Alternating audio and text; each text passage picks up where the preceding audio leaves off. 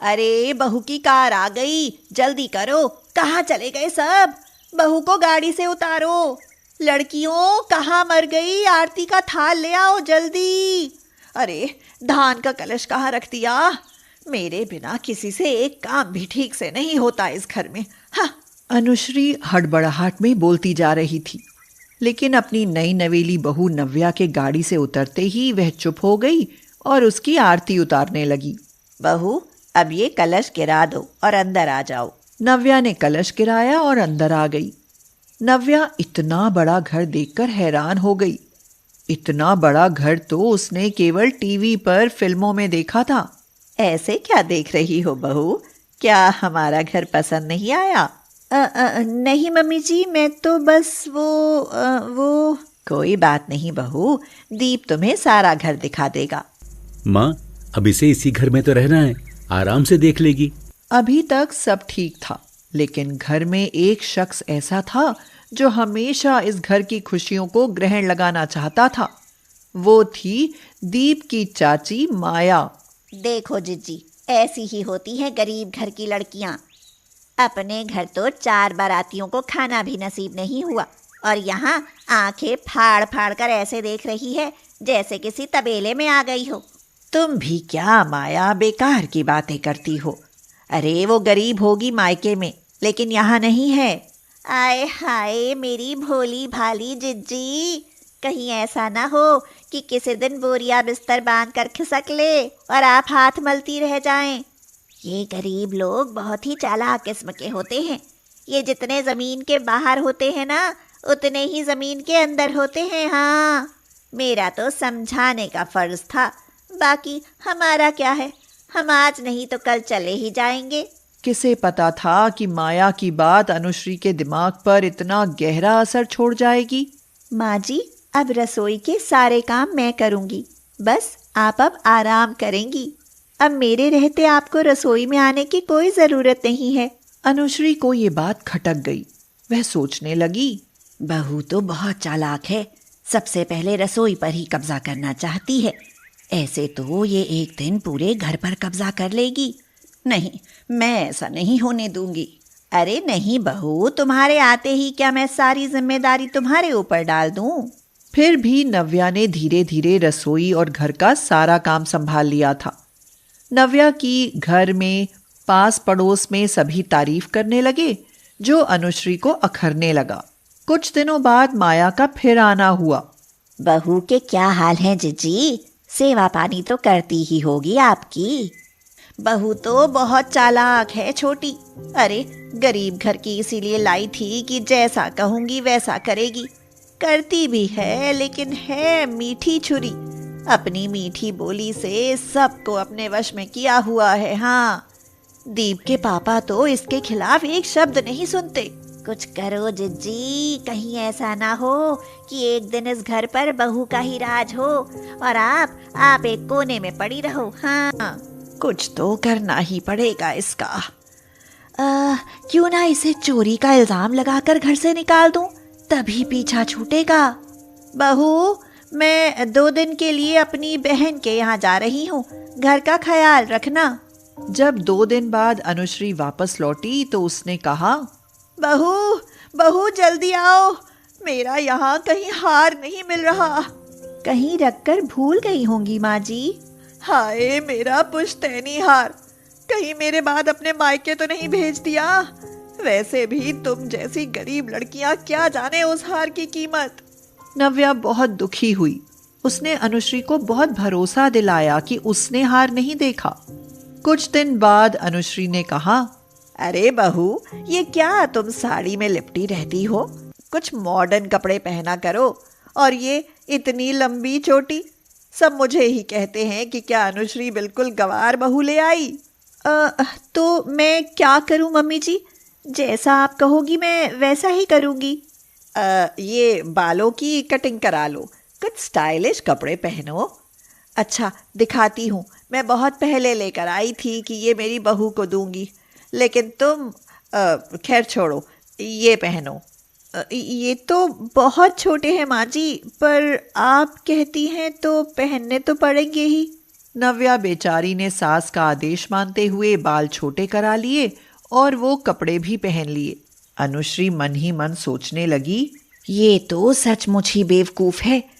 मुझे क्या पता था जैसा मैं कहूंगी ये वैसा ही करेगी। वह उसके पास जाकर बोली, शुरू शुरू में थोड़ा अजीब लग रहा होगा, पर अच्छी लग रही हो। दीपू घर आया तो नव्या को देखकर चौंक गया। वह बोला, वाह, सो ब्यूटीफुल यार, तुम तो बिल्कुल ही बदल गई। ऐसे ही रहा करो। पापा देखो ना, नव्या ने खुद को कितना बदल लिया है। अरे वाह, अच्छी बात है। समय के साथ बदलाव जरूरी है बेटा। ये सब सुनकर अनुश्री का दिमाग खराब होने लगा। वह सोचने लगी, अरे मैंने तो सोचा था कि दीप और इसके पापा आज इसे खूब सुनाएंगे, मगर ये तो उल्टा इसकी तारीफ किए जा रहे हैं। लगता है कुछ और करना होगा। नव्या, जल्दी से खाना लगा दो, बहुत भूख लगी है। अनुश्री ने जल्दी से जाकर सब्जी में बहुत सारा नमक और मिर्च डाल दिए। ओफो, आज ये कितना बकवास खाना बनाया है नव्या। हे भगवान, बहू ये खाना तो जानवर भी नहीं खा सकते। आज तुमसे इतनी बड़ी गलती कैसे हो गई? पापा जी, मैंने तो बहुत मन से खाना बनाया था, पर आज पता नहीं कैसे। बहू, तुमने मॉडर्न कपड़े क्या पहन लिए, खाना बनाना भूल गई? हमें मारने का इरादा तो नहीं?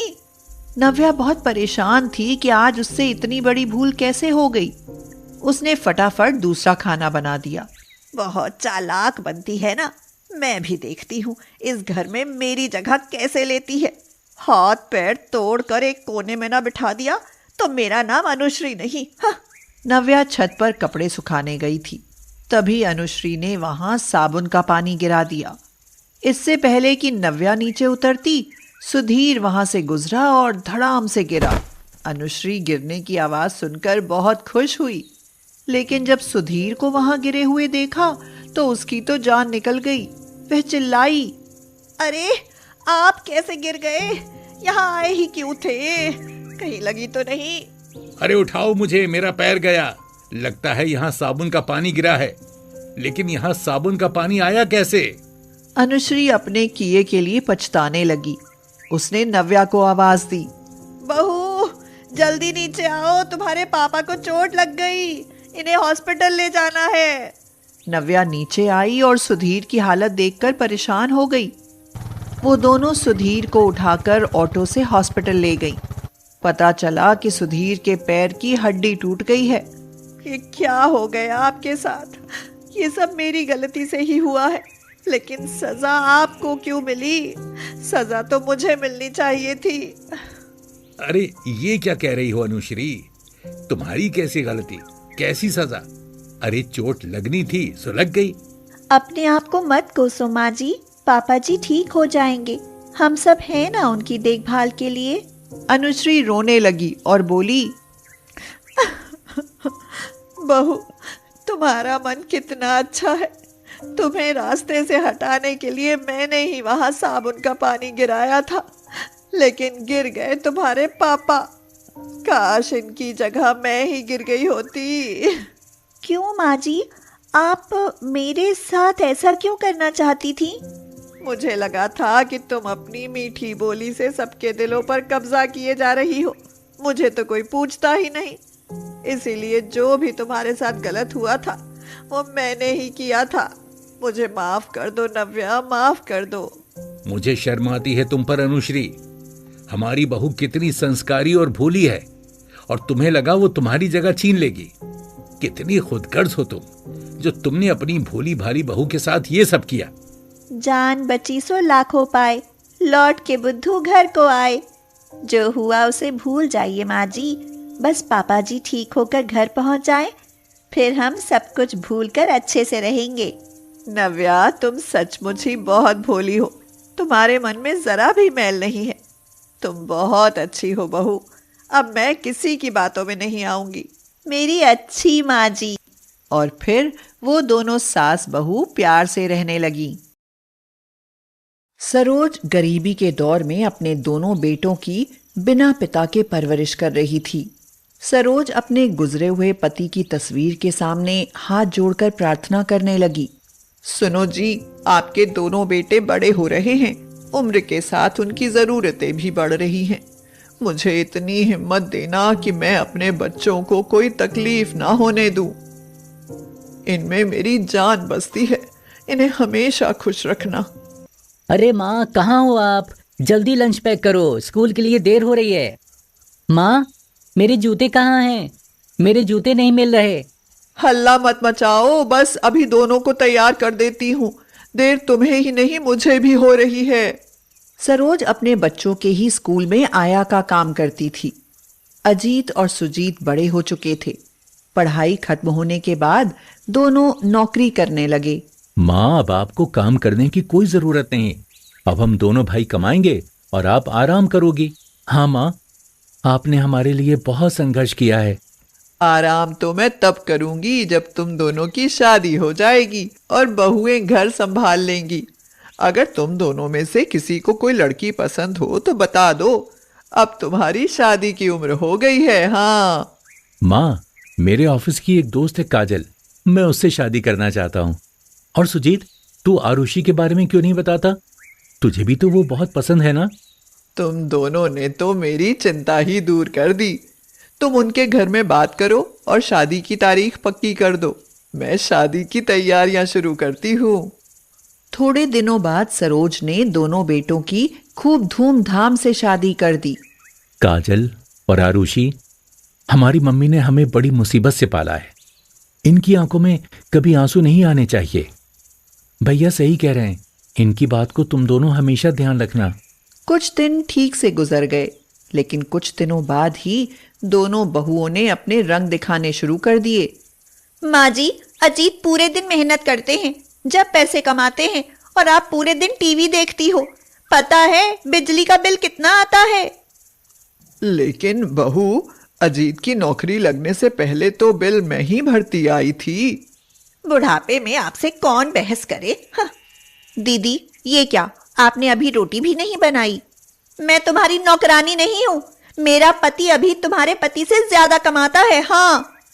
ज्यादा कमाने से क्या मतलब? घर का काम तो ज्यादा मेरे ही हिस्से में आता है। चावल और सब्जी मैंने बना दी, बस रोटी ही तो बनानी थी। क्यों दिन रात झगड़ती रहती हो? आपको तो मुफ्त की रोटी मिल जाती है ना माँ जी, कुछ करना पड़े तो पता चले। जेठानी को तो झेलो ही, इस बुढ़िया ने और नाक में दम कर रखा है। हाँ। क्यों, मैंने क्या बिगाड़ दिया तुम्हारा? अगर मुझसे इतनी ही दिक्कत है तो अलग क्यों नहीं हो जाती? ठीक है, आज बंटवारा होकर रहेगा। अजीत और सुजीत को घर में हुए हंगामे का पता चला तो उन्होंने भी अलग होना ही बेहतर समझा। रोज की चिकचिक से वो भी तंग आ गए थे। सरोज उन्हें अलग होते हुए देख खून के आंसू रो रही थी। क्या ये वही बेटे थे जो सरोज ने बड़े प्यार और कठिनाइयों से पाले थे? सारा सामान बट गया, लेकिन सरोज, वह किसके हिस्से में आएगी? माँ तेरे पास रहेंगी, वैसे भी माँ की तबीयत खराब रहती है। नहीं भैया, मेरी आमदनी तो वैसे ही थोड़ी है, फिर माँ का खर्च कैसे उठा पाऊंगा? इसलिए माँ को आप ही रखो। दोनों के बीच बहस चल रही थी। लड़ो मत। जिस तरह सामान बांट लिया उस तरह मेरे भी टुकड़े करके क्यों नहीं बांट लेते? माँ जी, आपको क्या कमी है? आपके पास भी तो जमा पूंजी होगी।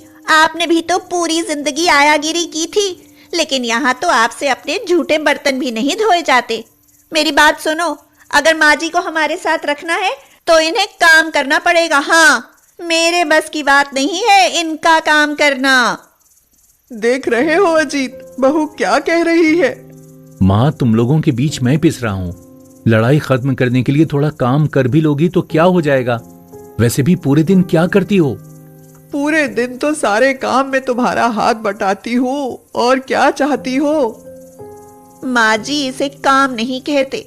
मैंने देखा है, जब आप बाहर किसी काम से जाती हो तो बाहर अपनी सहेलियों के साथ खूब गप्पे लड़ाती हो। आपको तो बस बाहर वाले काम चाहिए। हाँ। सरोज का भी बंटवारा हो गया। 15 दिन वह अजीत के पास खाएगी और 15 दिन सुजीत के पास। अब सरोज को दोनों तरफ काम करना पड़ता, तब जाकर उसे 2 समय का खाना मिलता। बेटों को तो माँ का हाल पूछने की फुर्सत भी नहीं थी। बुढ़ापे में आराम न मिलने के कारण सरोज बहुत बीमार हो गई। लगता है इन्हें अस्पताल ले जाना पड़ेगा। कहीं मर गई तो लोग कहेंगे कि हमने बुढ़िया का इलाज नहीं कराया। सरोज अस्पताल में भर्ती करा दी गई। देख सुजीत, हॉस्पिटल में जो भी खर्चा आएगा उसके आधे पैसे तुम्हें देने पड़ेंगे। भैया मैं कहाँ से दूंगा? वैसे भी माँ तुम्हारे घर बीमार हुई है, मेरे यहाँ तो 8 दिन बाद आती, इसलिए माँ की बीमारी का खर्चा तुम्हारे ही हिस्से में आएगा। अजीत और काजल परेशान हो गए कि अब सारा खर्चा उनको ही करना पड़ेगा। काजल बोली, मैं तो कहती हूँ कि माँ जी के पास कुछ तो होगा, और कुछ ही नहीं तो ज्वेलरी तो होगी ही, उसे ही बेच देते हैं। आखिर वो कब काम आएंगे, और किसे पता कि माँ जी बचेंगी भी या नहीं। काजल और अजीत ने घर जाकर सरोज की अलमारी खोली, जिसमें सरोज की वसीयत और उसके साथ एक चिट्ठी निकली जिसमें लिखा था, बैंक में मेरे 20 लाख रुपए जमा हैं, जो मैंने अपनी मेहनत से अपनी खुशियों का गला घोट कर कमाए हैं।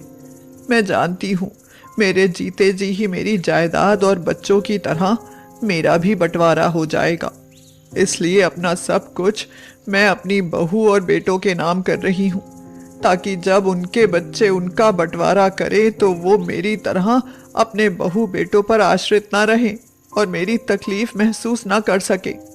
अगर उनके पास संपत्ति होगी तो उनके बच्चे कभी उनका बंटवारा नहीं करेंगे। अजीत और काजल ने पीछे मुड़कर देखा तो सुजीत और आरुषि खड़े थे। सुजीत बोला, हम जानते थे भैया कि तुम लोगों के मन में पाप जरूर आएगा। तुमने माँ की अलमारी की तलाशी ली। सुजीत और आरुषि वो कागज उनसे छीनकर पढ़ने लगे। उनकी आंखों से आंसू बहने लगे।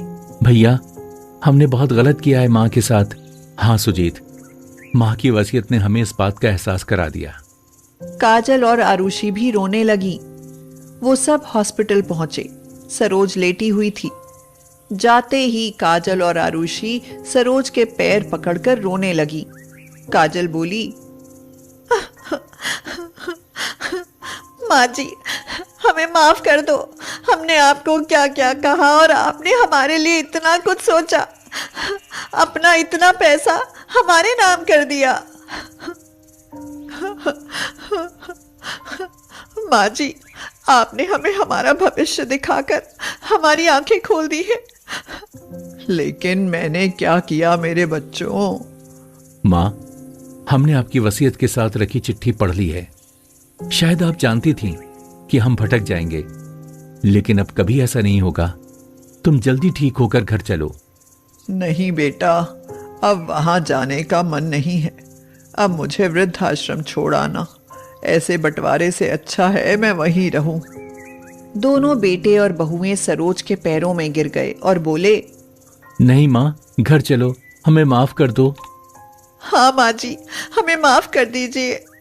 मैंने बिना पिता के तुम्हारी परवरिश की। एक आया बनकर मैं तुम्हारे भविष्य के लिए पाई पाई जोड़ती रही, क्योंकि तुम मेरे बच्चे हो और मैं नहीं चाहती कि तुम्हारे बच्चे भी तुम्हारे साथ ऐसा करें जैसा तुमने मेरे साथ किया है।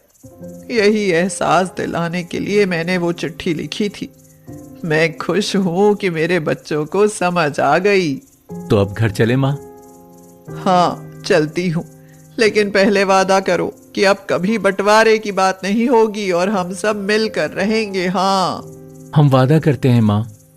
और फिर सब खुशी खुशी एक साथ रहने लगे।